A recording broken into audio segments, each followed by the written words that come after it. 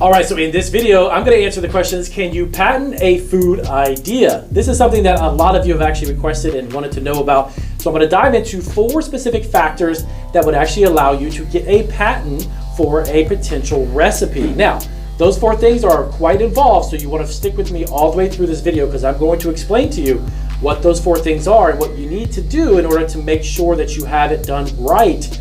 And the other question was, how much does it cost to get a recipe patent? That is something that, of course, a lot of you who are just starting a food business may or may not have the budget for. So in this video, we're going to dive into those 4 specific things. We're going to get into that right now.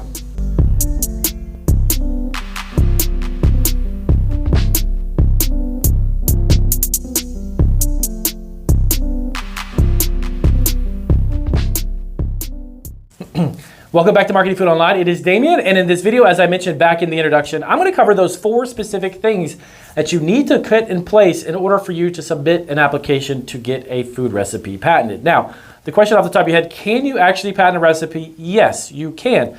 But there's a few things that you need to know before you can actually do that. And welcome, if you are brand new to Marketing Food Online, make sure you hit that subscribe button. Definitely hit the bell notification. We have over 1,000 videos for the food entrepreneur. And if you are just getting started in your food entrepreneur journey, this is definitely the channel you want to subscribe to because we have a lot of resources and our website at marketingfoodonline.com. And if you need any consultations, we also offer consulting services as well. And lastly, if you want to listen to us on the go, check out those links down in the description section for our podcast. I believe we're on now 10 or 11 or 12 different platforms, and you have an opportunity to listen to us on the go. So let's dive right into it. The subject matter of your recipe must be patentable. Most recipes actually will qualify as patentable subject matter because they contain ingredients and a method is employed to prepare the components. Now, because the ingredients are created and how they are cooked and prepared falls under a process. Most recipes will qualify as a patentable subject matter. In other words, basically the recipe are unlikely to be rejected since they do not contain patentable subject matter. However, recipes must still meet the other conditions outlined below. And let's dive into those. All right, so number 2, your dish must be unique. Now, what does that mean? The criterion for uniqueness for recipes merely means that the recipe is brand new. A recipe must be novel under what they call 35 USC 102, which means that the invention or recipe must have never existed before. So it gets more difficult to apply this condition when it comes to recipes. Do the ingredients have to be the brand new, or does it combine with other ingredients in order for it to be brand new? That's the question. So the quick answer is that the ingredient mix, the ingredient mix, as well as the amount of ingredients must be unique. For example, increasing the amount of sugar in, let's say, a cheesecake can make it sweeter, and even adding peanut butter creates an additional totally new cheesecake, and that creates a unique variety of cheesecake, okay? One that's never been done before. So that's where the additions come in. To be able to patent your recipe, you must first make sure that no one else has already done so. All right, so a basic search of the USPTO patent database will actually reveal whether or not a recipe has been patented. Now, in addition to searching the USPTO database, you should also check the internet to discover if the recipe you're trying to get patent has already been published. Because if it were to be, then that would obviously mean that you have to transition into something else or add something else to it. Now, if someone else has already patented or published the recipe precisely as you produced it, it may not actually qualify for a patent. That's where it gets a little tricky. So this is especially true if someone else has patented it first.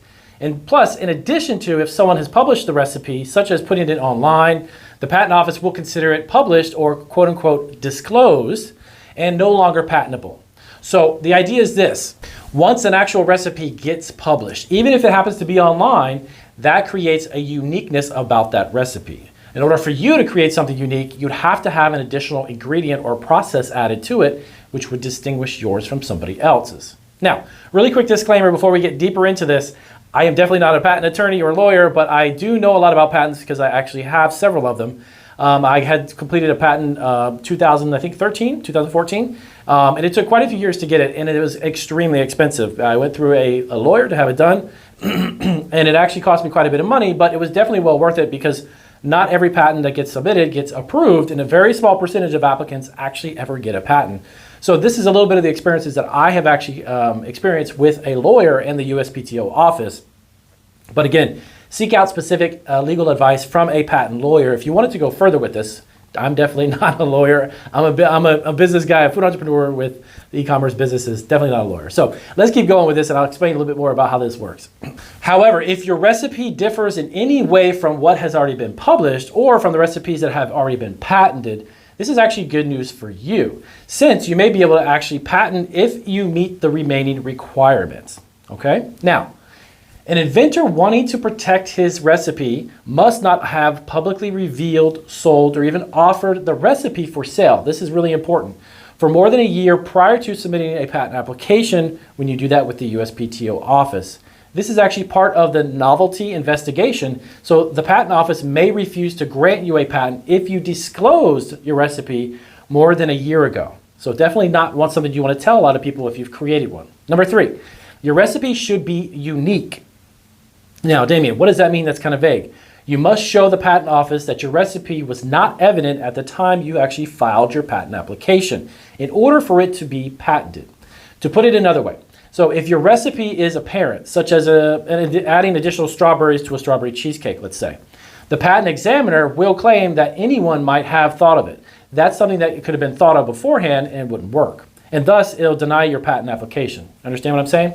So when determining whether a recipe is non-obvious, like that, a standard of an average person in the field of the invention is used to assess the recipe. So for recipes, this is a skilled cook or with an average amount of talents and such in the field of recipes who would know more. Adding one ingredient to recipes such as cinnamon to cheesecake is rarely enough to actually give it non-obvious. And basically because of that, a cook making or hypothetically making a cheesecake adds extra cinnamon could easily have thought of that, okay? So that's where this kind of gets really tricky as far as trying to patent it. Adding additional sugar to a cake that ends up making it sweeter or something like that, the patent examiner is unlikely to grant a patent based on this because a good cook knows that adding more sugar obviously is something that makes a cake sweeter.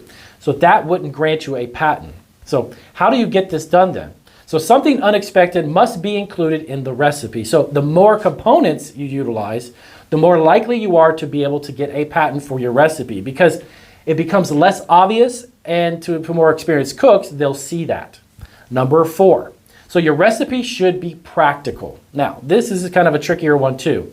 So despite the fact that most inventions are not challenged on the grounds that they are not beneficial, we felt that it was necessary to inform you that it is a prerequisite. Before you even get this up and running, useful simply applies that the recipe must have a measurable benefit and be able to be implemented. So as long as you're having a working recipe, you've fulfilled that condition. So keep that in mind as well. To the description of your patent, you should also include the instructions. This is really important on how to use the recipe, not just the recipe. Although the chances of the patent office rejecting your recipe patent based on the grounds that is not helpful or useful, you should clarify how it is beneficial and meets the criteria. All right, so remember, all in all, can you patent a recipe, Damien? Yes, you can.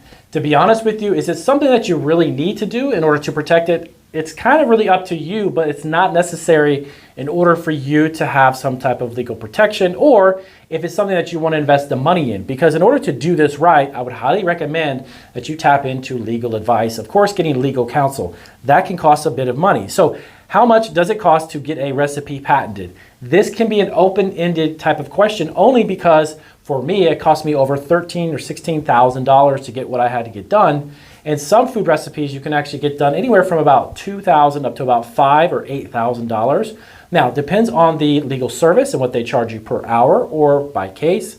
And of course, the duration of time. It took us to go back and forth when I applied for my patent, anywhere from, I think it was about 4 years, 3 or 4 years back and forth, because the attorney was between us and of course the patent office. So information would go to the attorney, they had to draw up and draft the actual drawings themselves, and then they had to send it out to the USPTO, and then that came back. So the back and forthness of what you have to do is quite extensive. I personally would say don't worry about it and don't do it if you don't necessarily need to, just because of the cost. If it's something that you really believe in, you want to try to keep it isolated, you want to make sure you have legal protection of it, go ahead and do it. But the idea of proving all of those things that I just talked about, those 4 different variations and different criteria, it's very, very challenging and jumping through a lot of hoops to do that. So that is my advice. If you have any questions on patenting a food recipe, remember, you can definitely let us know down below. definitely get yourself a lawyer and specifically ask them a little bit more information about it, specifically a patent lawyer, and they'll be able to answer questions more specifically. So I'll see you guys on our next video.